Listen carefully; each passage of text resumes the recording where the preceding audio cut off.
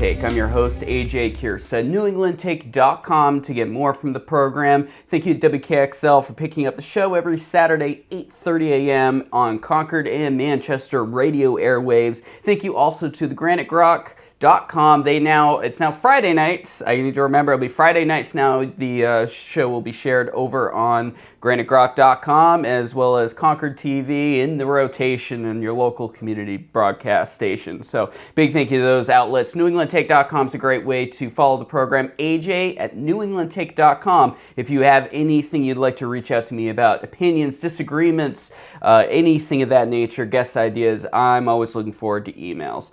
All right, excited this week to be joined by Sarah Scott, Deputy State Director for Americans for Prosperity in New Hampshire and Senior Advisor over AFP-NH. Welcome back to the show. Thanks. Appreciate you having me on. So busy politics season. I've been harassing my family that it's a very busy politics season before the especially busy politics season of January 2027 kicks off, and then we start the presidential primary. But let's stay focused on this busy season. And AFP-NH actually put out a press release talking about Democratic Socialists of America and all their some wins, some losses, but either way, some catching a lot of headlines for ideals that fundamentally we definitely agree are a huge problem. But why is it AFP-NH is putting a focus at pointing out the issues with these DSA candidates?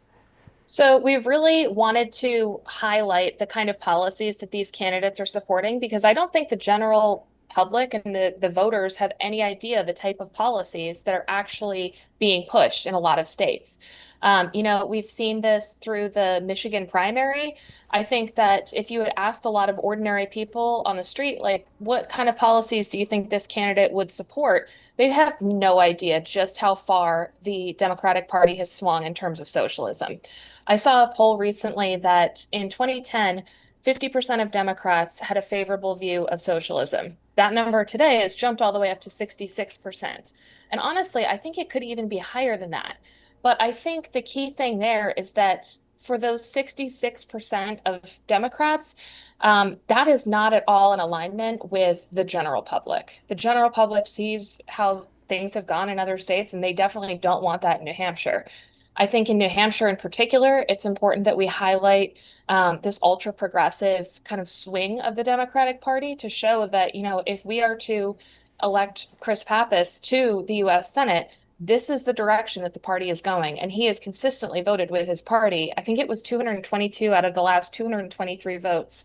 He voted with them. So even if you don't view him as an extremist, his party is certainly going that direction. And that's very important to specifically bring up, because Chris Pappas and Maggie Goodlander, for that matter, are pretty known, I'd say, as being kind of middle of the road, generally speaking, when you look at the policies that they put out there on their platforms. But if they're playing along with whatever the far left of the party is pushing over and over again, and if they continue with the DSA candidates, or just in general, the more progressive end of the Democratic Party, to get more and more of them, and then they're just signing on, rubber stamping whatever the progressives of their party are putting forward in order to help the Democratic Party, that's a tremendous issue for our country and the future of us being a free nation, generally speaking, in my opinion. Yeah, and I think it's even more worrisome for a state like New Hampshire. We are a state that we've really always prided ourselves on being independent and freedom-minded. And this direction nationally is just totally opposite what we've been doing, like at the state level. You and I have talked a lot before about the really great freedom bills that we've had at the state level, the direction that we're moving.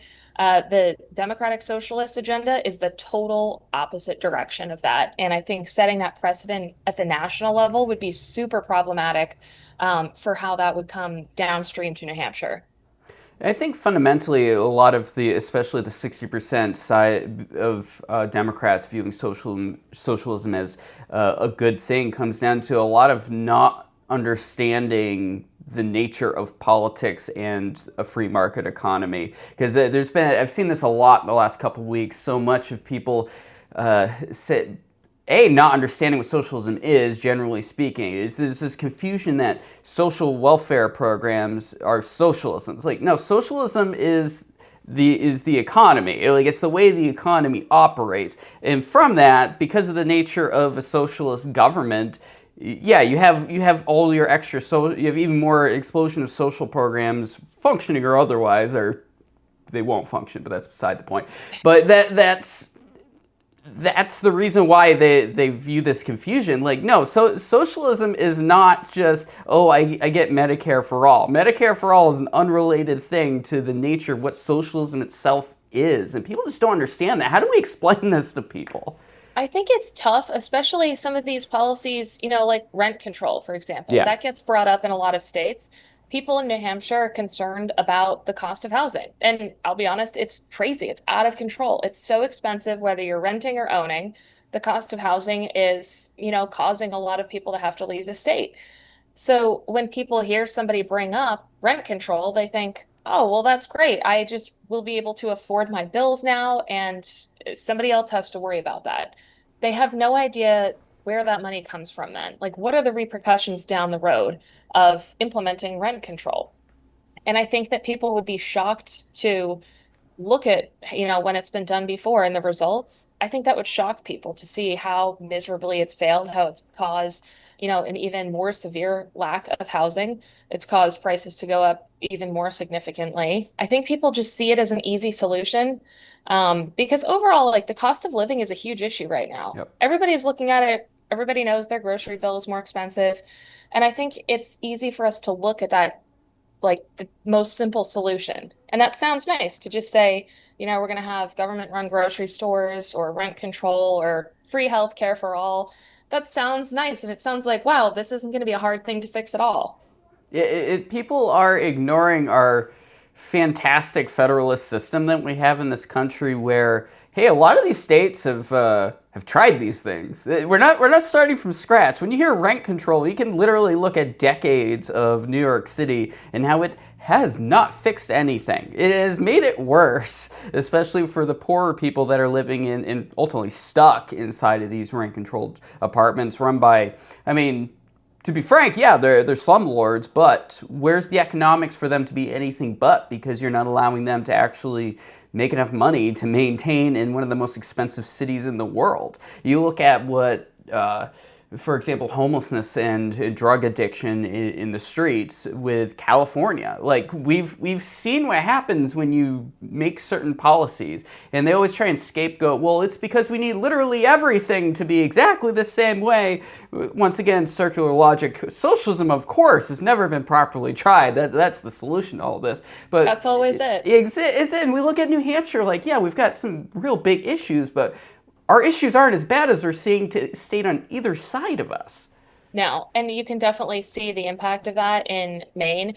I live on the seacoast, so I'm closer to the Maine border. I happen to go up there more often than I go over to Vermont. But I've noticed over the last 5 or so years, maybe even like the 5 or 10 years, just how much a city like Portland, for example, has changed. Portland now, they've got some great spots to visit. By all means, like, go there and be a tourist. But when you start looking around, there are more and more people that are homeless out on the streets looking for anything to get by.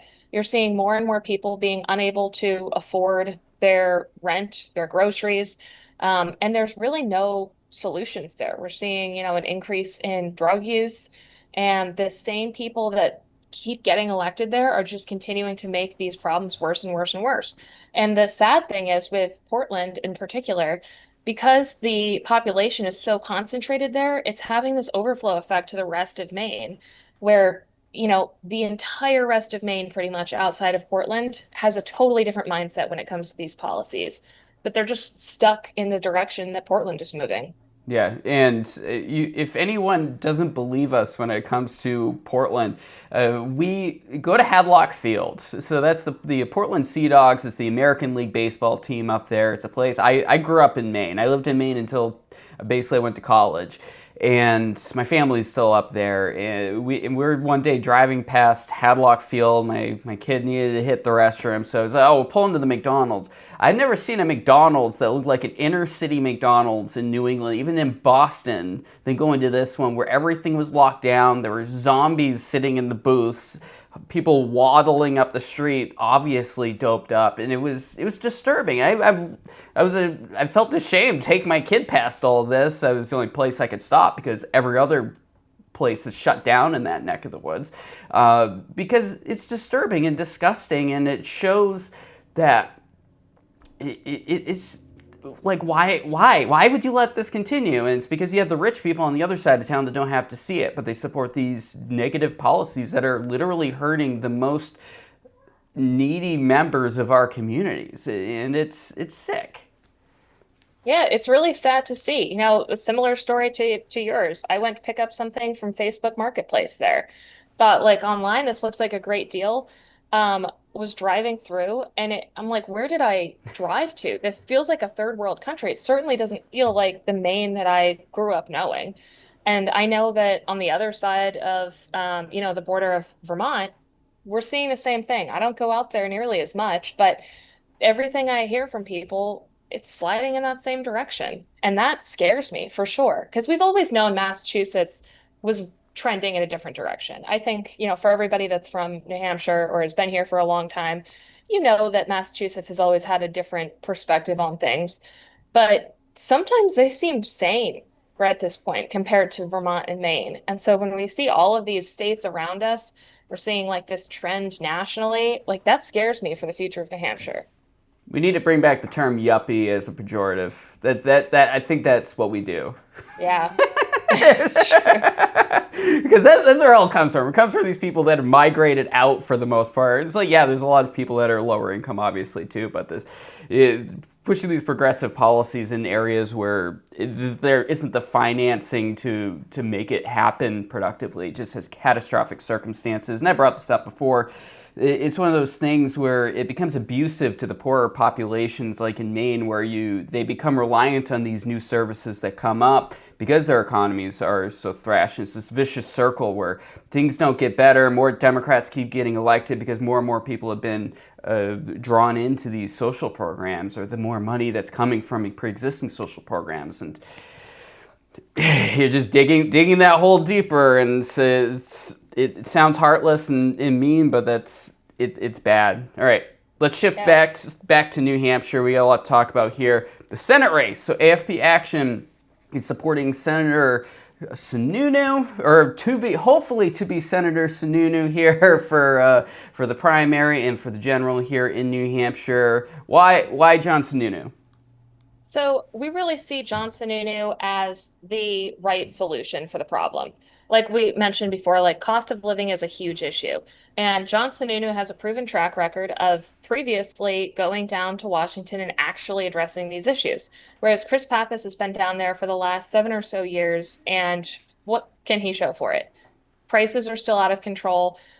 People in New Hampshire have not seen any type of relief. And so I think that John Sununu is the obvious pick here. He's done it before and he'll do it again. He has represented New Hampshire well previously. He stood up for a lot of our ideals and really that live free or die mentality. And he's the one that is really well positioned to go up against Chris Pappas and actually show some wins for Granite Staters. It's very interesting to see someone like, this will be shots fired at Pappas. There's no way around it. To have someone that's going to be running for Senate after being in Congress for so long, and what has he accomplished? Like, is there any policies or anything or laws that he's really put forward to really come across as that leader to have that next step up to be a senator? And I just don't see it. I see the same thing with Senator Hassan too, where they're there. Like sometimes they're sitting in on hearings that get some attention, but they're not known as being like a leader. Like say we will about Jeanne Shaheen. She's seen as that. Susan Collins, I equate the two of them a lot with, even though they're on different sides of the political spectrum, they're seen as leaders when it comes to our legislative system in DC, and there isn't any of that from Pappas after all these years. Yeah, you're right. I mean, Jeanne Shaheen was definitely somebody that had power and control down in Washington. She made things happen. If she had an opinion on something, she was able to push that and actually have an impact, whether you liked it or not. Chris Pappas does not have that at all. I will say, like, the one thing that I gotta give him credit for is that he makes fantastic chicken tenders. I do have to point that out because I love the restaurant. But in terms of actually going down to Washington and fighting for Granite Staters and the kind of ideals that we support, nothing. There's nothing to show for it. And I think people here are starting to get really frustrated with it. I know I'm frustrated with the fact that week after week, my grocery bill isn't going down. My electricity costs are continuing to go up. I haven't seen Chris Pappas go down there and fight for any kind of meaningful change that has impacted people here. And he's also received a lot of attacks from the right around his dealing with big business and lobbying and Amazon, who he has a personal relationship revolving around. Can you dive into that a bit? Yeah, I mean, I think that we have seen that he is connected to this inner workings of Washington. He's not somebody who comes in and is independent. Sununu, when he was down in Washington before, he was more of a neutral outside voice. He wasn't part of this like this machine that's been operating down in Washington for so many years. He wasn't beholden to all of these different lobbyists and groups. He really was somebody that was able to focus on the issues. And I see that same thing right now. When you sit down and have a conversation with Sununu about the kind of policies that he wants to support, not once is he talking about, well, I got to support this, industry kind of specific policy, or I've got to watch what I say over here. He doesn't have those same things, whereas Chris Pappas is really beholden to a lot of the big business. What are some of those policies that News put out there that you guys are supportive of? I would say, biggest one is just his track record of continuing to push back against federal overreach and increasing taxes. Especially for New Hampshire, I think that federal overreach and the government getting involved in everybody's day-to-day lives is a huge issue. For me, that's really important. And I think for a lot of other people in New Hampshire, that's something we really value. Sununu has actually gone to Washington before and stood up for that and said government needs to get out of the way.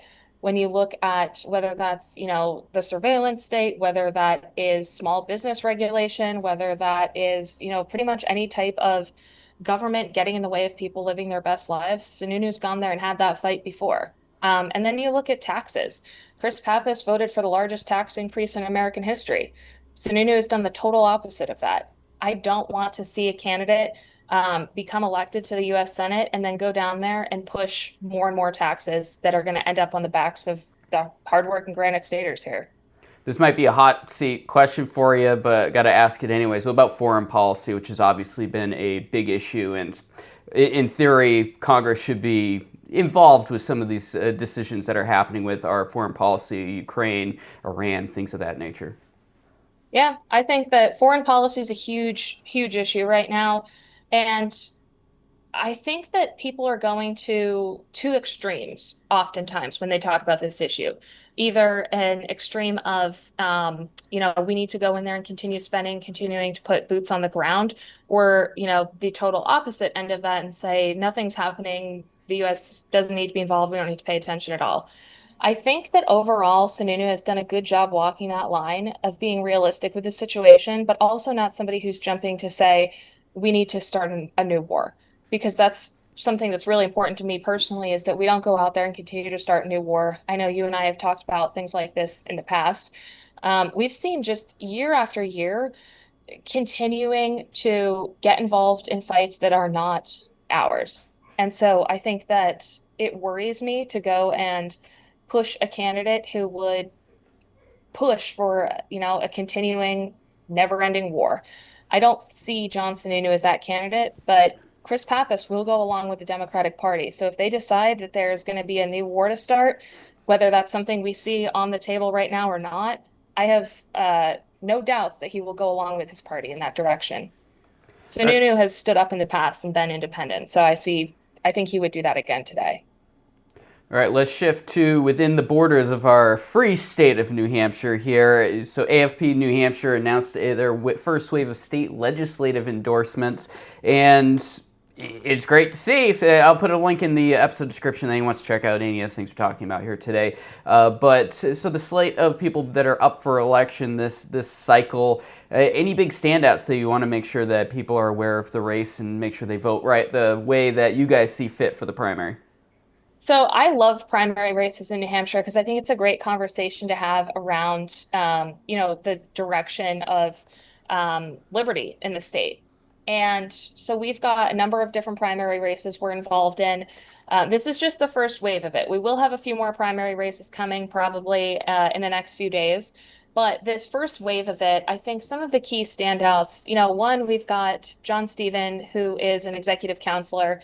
So many people have no idea what the executive council is, let alone, why we would want to support somebody in this race. And I wish more people knew the ins and outs of the executive council and could see the impact that they have had. John Stephen has had an enormous impact on the direction of spending in the state.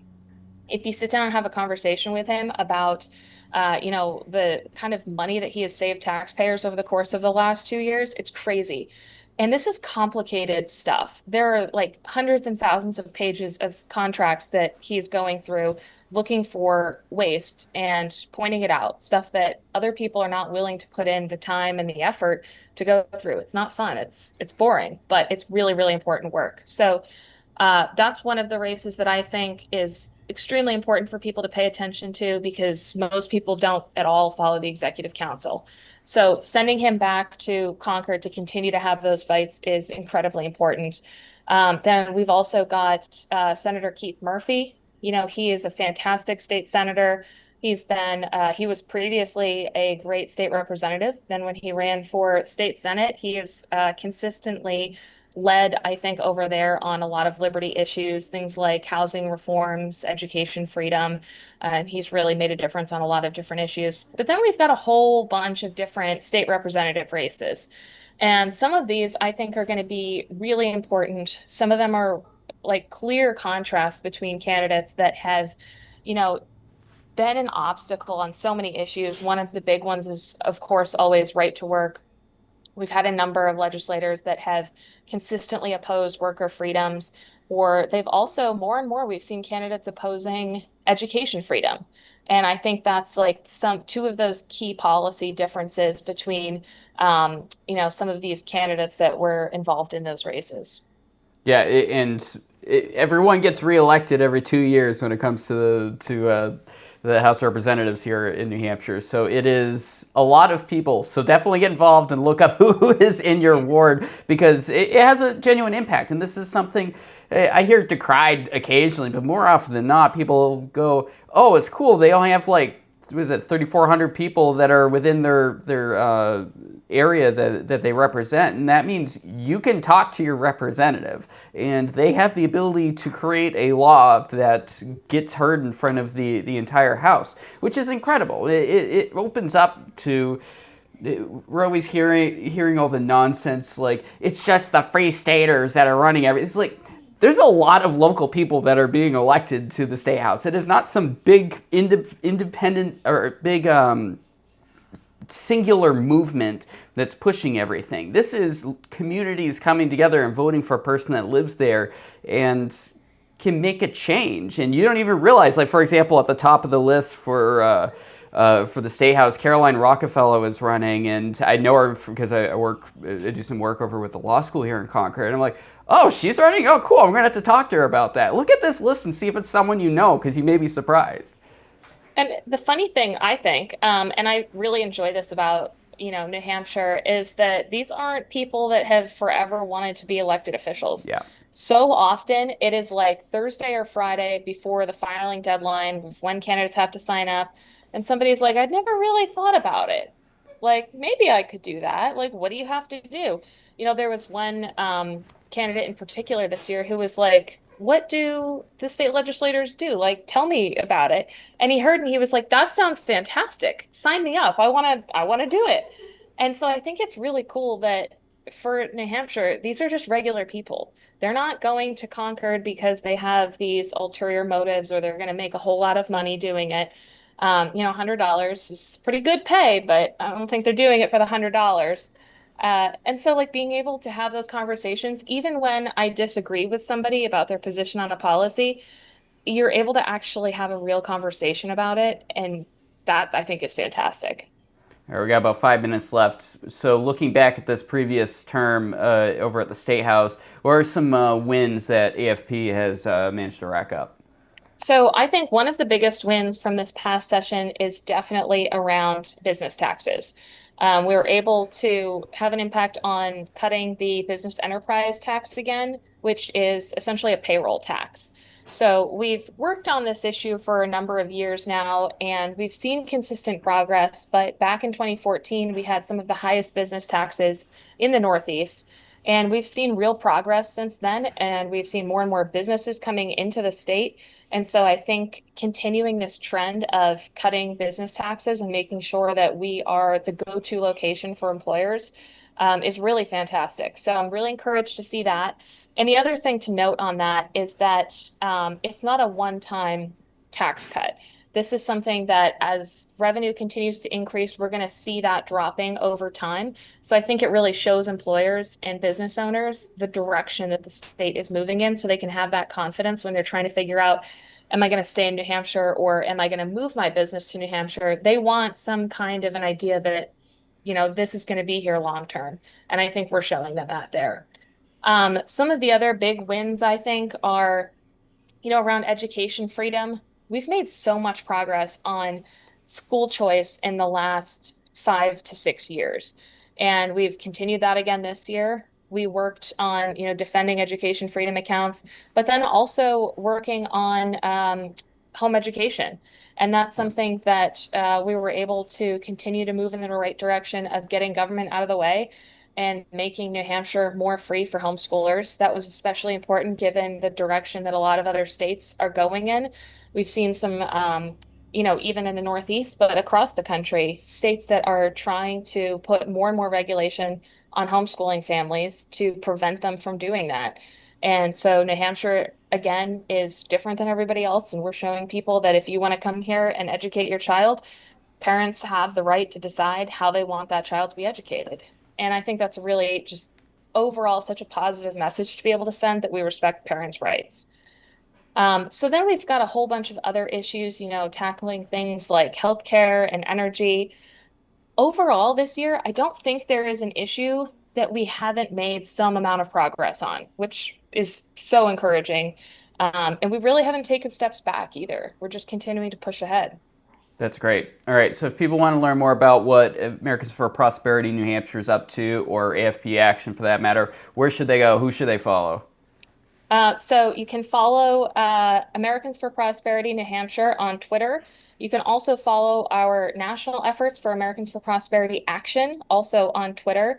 And you can also follow me, Sarah Scott. I believe it's Sarah_Scott95 on Twitter for more updates on the things that we are working on. But hopefully we will see some folks out at one of our events that are coming up. We've got events posted on our website, so feel free to check those out and RSVP.